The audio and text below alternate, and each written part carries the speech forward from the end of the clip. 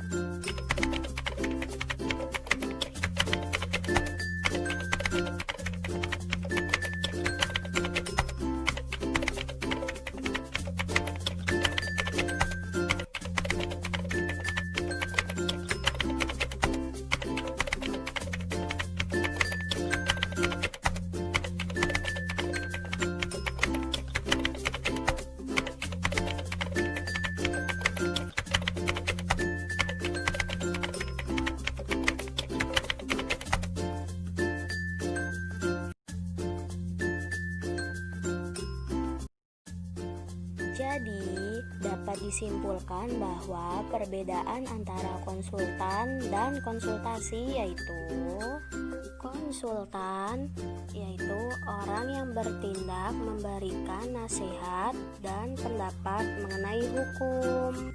Sedangkan konsultasi yaitu pelayanan jasa mengenai hukum. Nah, sekarang teman-teman sudah tahu kan perbedaan antara konsultan dengan konsultasi itu apa? Oke, kita lanjut. Peran dan fungsi konsultan. Di mana peran konsultan adalah memberi wawasan dan pemahaman secara objektif. Dan peran konsultan juga memberi edukasi kepada klien apa yang menjadi hak dan kewajibannya, posisi hukumnya, dan dengan demikian memitigasi kerugian lebih lanjut. Dan konsultan pun juga berperan memberi solusi praktis atas masalah hukum sehingga klien tidak terus-menerus untuk menggugat. Sedangkan fungsi konsultan adalah sebagai intermediasi yang sekaligus membuka pemahaman klien apakah layak bila langkah gugatan ditempuh.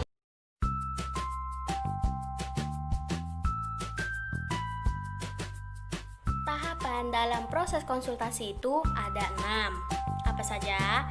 Yang pertama, perencanaan, yang kedua pelaksanaan, yang ketiga evaluasi, lalu yang keempat yaitu analisis hasil evaluasi, yang kelima tindak lanjut, yang keenam laporan.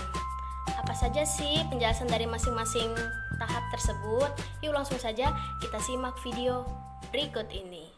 Yang pertama, perencanaan. Perencanaan itu sendiri kan serangkaian kegiatan yang akan disiapkan oleh si konsultan.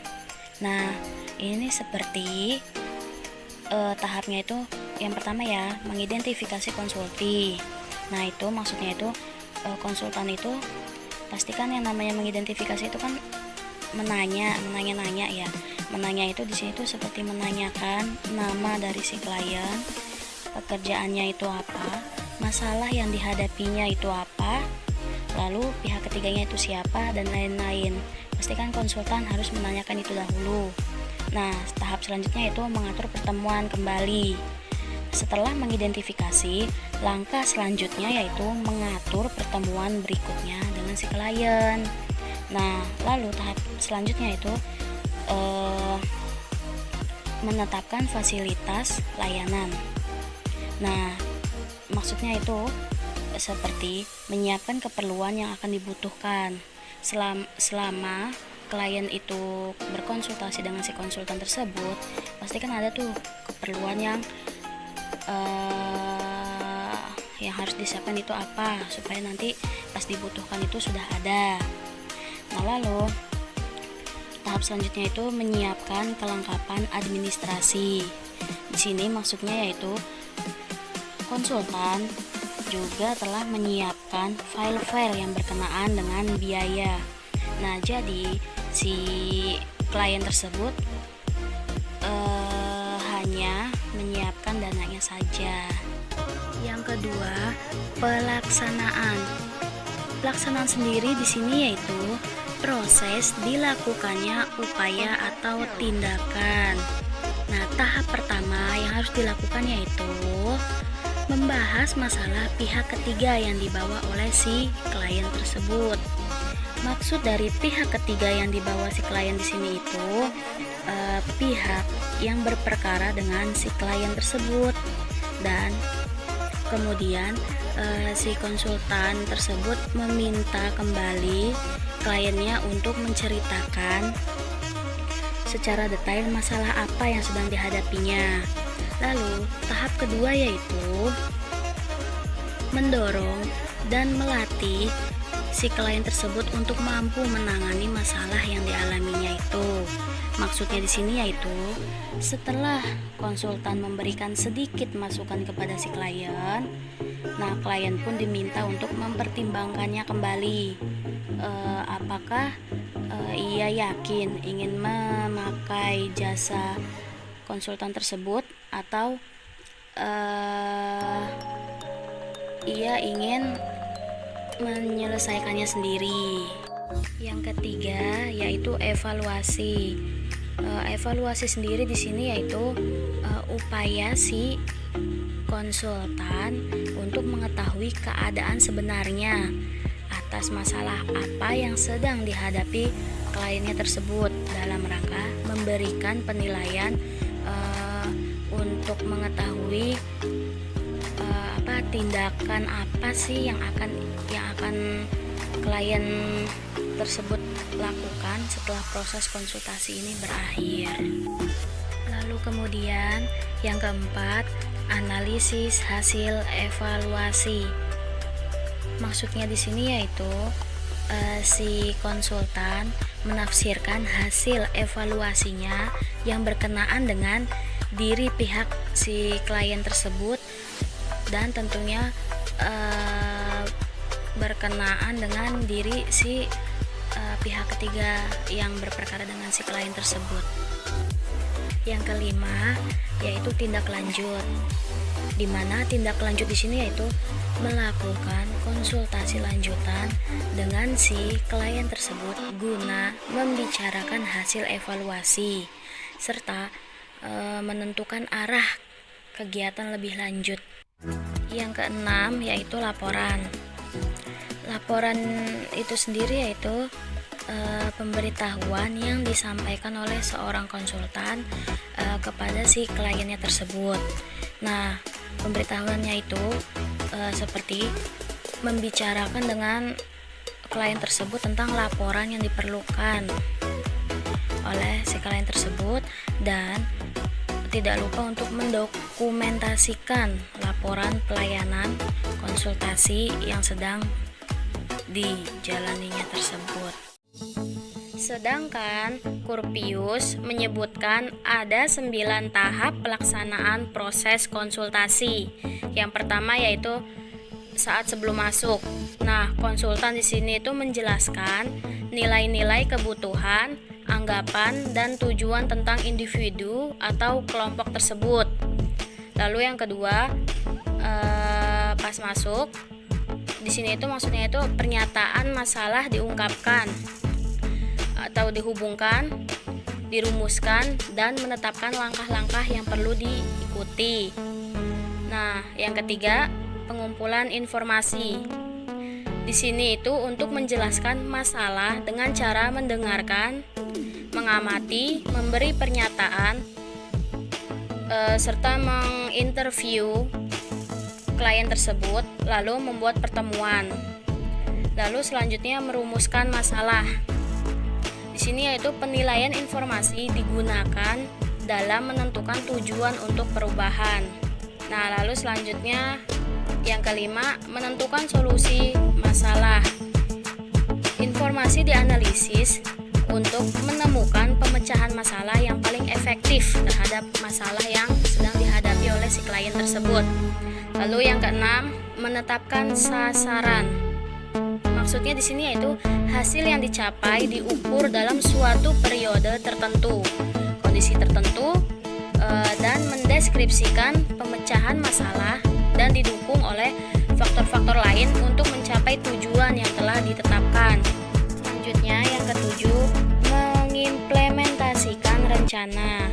Maksudnya di sini yaitu intervensi diimplementasikan dengan mengikuti garis pedoman atau langkah dengan cara memberitahukan semua bagian yang harus dilakukan, kapan, bagaimana, siapa yang bertanggung jawab, serta hasil-hasil yang diharapkan.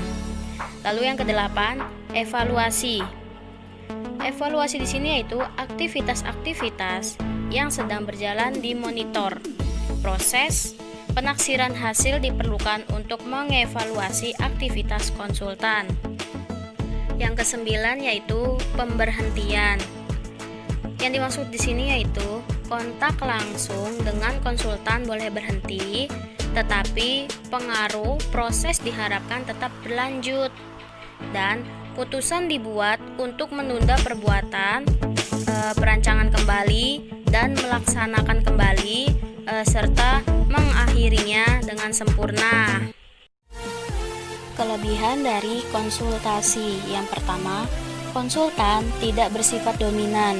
Maksudnya apa sih tidak bersifat dominan itu? Nah, maksudnya di sini yaitu seorang konsultan itu tidak mementingkan egonya sendiri atau pendapatnya sendiri tanpa mengetahui apa yang diinginkan oleh si klien. Jadi harus melihat keinginan si klien tersebut. Nah, lalu yang selanjutnya itu bersifat personal. Maksudnya apa sih bersifat personal? Maksudnya di sini yaitu seorang konsultan harus bisa menjaga privasi dari kliennya tersebut. Dengan kata lain, privasi itu hanya diketahui oleh si konsultan dengan si klien tersebut. Karena kenapa? Karena ini bersifat personal, jadi tertutup ya, tidak terbuka untuk umum, tidak seperti di pengadilan. Nah, lalu yang selanjutnya itu dominasi berada di tangan pemohon. Maksudnya apa sih dominasi berada di tangan pemohon? Maksudnya di sini yaitu keputusan sepenuhnya hanya ada di tangan si klien tersebut. Walaupun konsultan sudah memberi saran atau pendapatnya atau masukannya, tetapi tetap saja keputusan hanya ada di tangan si klien tersebut. Nah, lalu selanjutnya ada pendapat konsultan bersifat netral. Bersifat netral di sini yaitu seorang konsultan itu harus bisa memberikan pendapatnya tanpa memihak ke salah satu pihaknya. Dengan kata lain tidak boleh memihak kepada si klien tersebut. Buat kalian yang sudah selesai menonton video ini, saya akan mereview sekali lagi. Jadi, konsultasi itu ya pelayanan jasa berupa nasihat di mana orang yang melakukan konsultasi itu disebut konsulti dan orang yang memberikan nasihat itu disebut konsultan. Sudah mengerti kan kalian perbedaan yang konsulti, konsultan, dan konsultasi? Kemudian, peran dari konsultan yaitu memberikan wawasan dan pemahaman kepada klien serta memberikan solusi kepada klien tersebut. Sedangkan fungsi dari konsultan yaitu sebagai intermediasi serta memberikan pemahaman kepada klien. Lalu tahapan dalam proses konsultasi yaitu ada 6. Kita ulangi lagi ya. Yang pertama ada perencanaan, yang kedua ada pelaksanaan, yang ketiga ada evaluasi, lalu yang keempat ada analisis hasil evaluasi, lalu yang kelima ada tindak lanjut, lalu yang keenam ada laporan. Dan tak terasa kita sudah berada di akhir video. Saya Wina Fitri Anissa bersama partner saya Anissa Fitri izin pamit undur diri.